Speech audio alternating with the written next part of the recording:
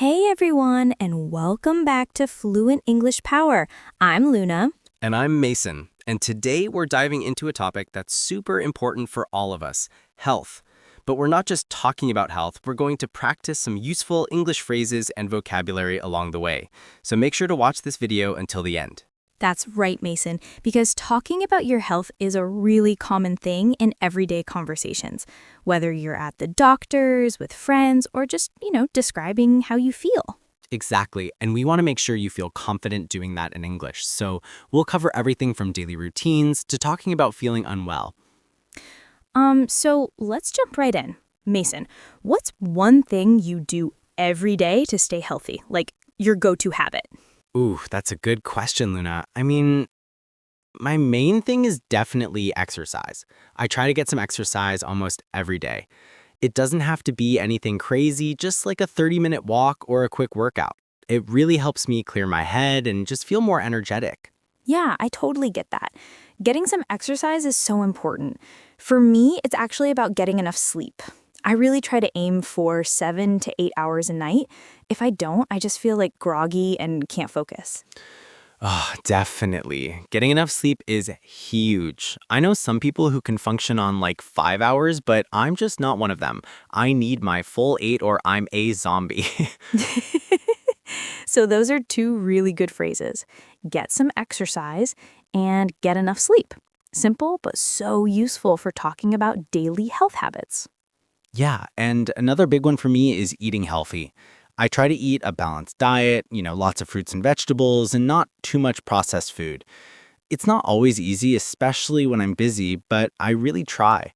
That's a challenge for a lot of people, myself included, but eating a balanced diet is key. I try to pack my own lunch for work so I'm not tempted by fast food. Ooh, that's a smart strategy, Luna. I should probably start doing that more often. It saves money too, right? Totally. So we've got get some exercise, get enough sleep, eat healthy, and eat a balanced diet. These are all fantastic for describing your general health routine. Okay, so what if you're not feeling so great? How do we talk about that in English? Right, that's where it can get a little tricky, but there are some common phrases. Let's start with feeling generally unwell. You could say, I'm not feeling well today. It's simple and clear. Yeah, or I'm feeling a bit under the weather. That's a nice idiom, isn't it? It means you're not seriously sick, but you're just not quite yourself. Yeah, like you might have a slight cold coming on, or you're just tired. I think I'm coming down with something is another good one if you feel a cold or flu starting. That's perfect. So, not feeling well, under the weather, and coming down with something. All very natural ways to express that you're unwell. Now, what if you have specific symptoms, like a headache? You'd say, I have a headache. Or I have a sore throat. Or I have a cough. The structure is generally I have a blank. Exactly.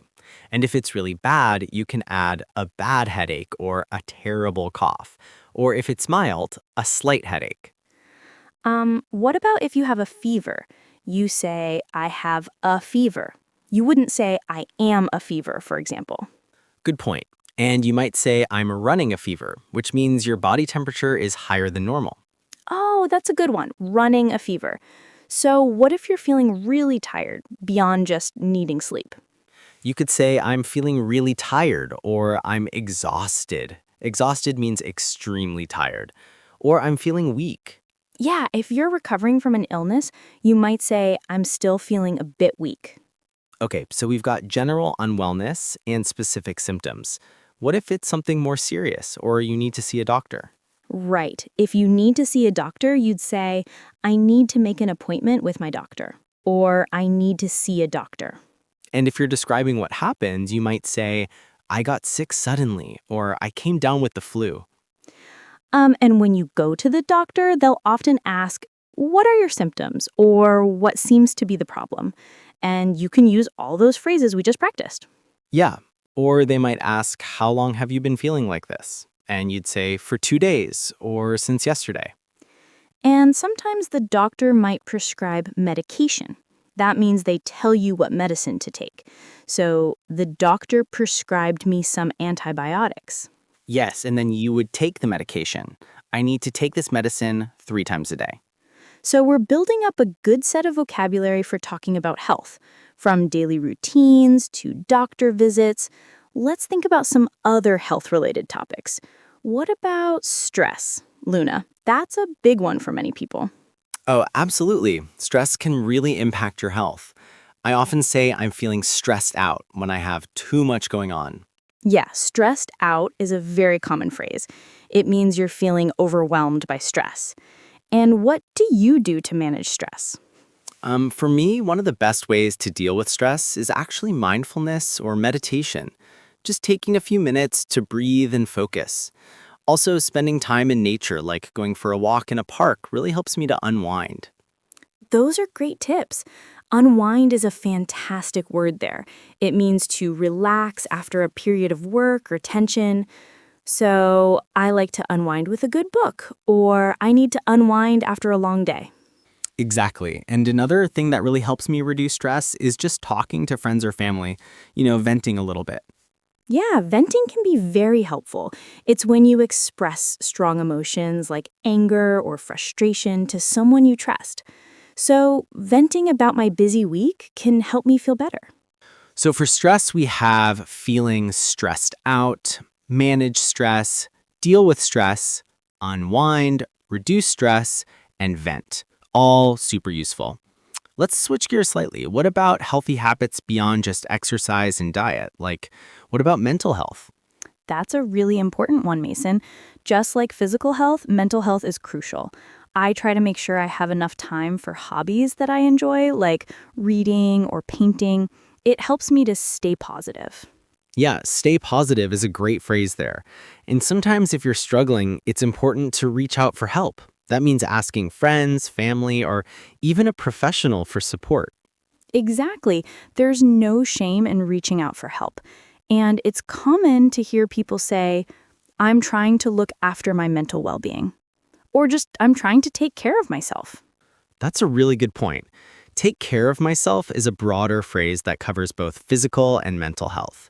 Like I need to take care of myself by eating better and getting more sleep. So we're seeing how many of these phrases can be used in different contexts, right?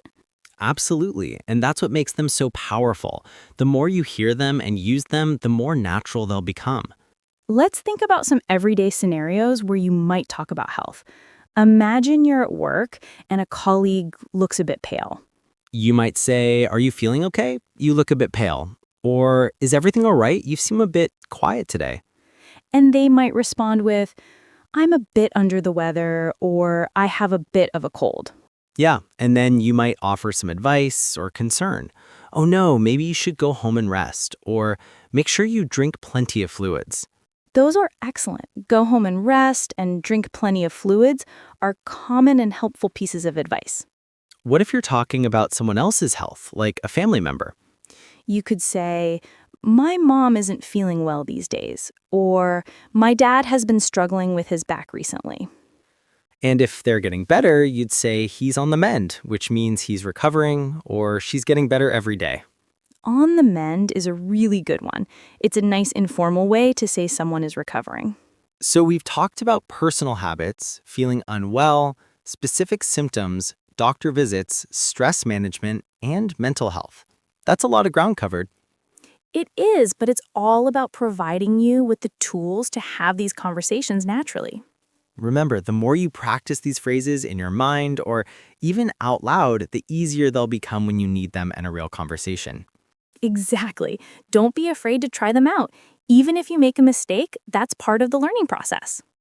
So, to recap some of the key phrases we covered in part one, get some exercise, get enough sleep, eat healthy or eat a balanced diet, not feeling well or feeling a bit under the weather, coming down with something, have a headache or sore throat or cough or fever, running a fever, feeling tired or exhausted or weak, make an appointment or see a doctor, get sick or come down with the flu, prescribe medication or take medication, feeling stressed out or manage stress or deal with stress, unwind, reduce stress, or vent. Mental health, stay positive or reach out for help. Look after my mental well-being, or just take care of myself. Feeling okay? Go home and rest or drink plenty of fluids. On the mend or getting better. That's a really comprehensive list for part 1. We hope you found this helpful and that you're feeling more equipped to talk about health in English. We'll be back in part 2 to discuss even more health-related topics, including common illnesses, healthy lifestyle choices, and how to talk about injuries. So keep practicing these phrases. Try to use them in your daily life. And remember, your English health journey is just like your physical health journey. Small steps every day lead to big improvements. Thanks for joining us on Fluent English Power. If you enjoyed this episode, please hit that like button and subscribe to our channel for more English conversation practice. And as always, keep speaking up. We'll see you in part 2.